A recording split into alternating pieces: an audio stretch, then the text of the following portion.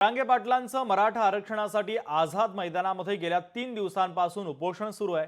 आंदोलकांची खाण्यापिण्याची कोणती गैरसोय होऊ नये म्हणून आझाद मैदानाजवळील पत्रकार संघाच्या इमारतीच्या प्रांगणामध्ये आज सेंट्रलाइज किचन निर्माण करण्यात आलंय। अंबादास दानवे, आमदार कैलास पाटील यांनी भेट देऊन किचनची पाहणी केलेली आहे आणि या किचनच्या माध्यमातून आता मराठा आंदोलकांना खाण्यापिण्याची सोय केली जाते।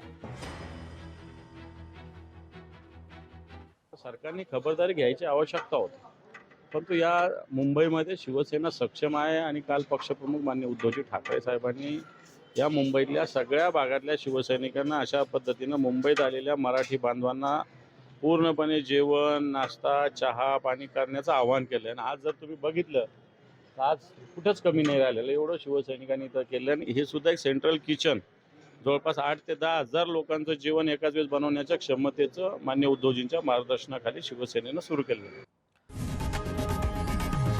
लोकशाही मराठी ऐका, पहा, जागरूक रहा।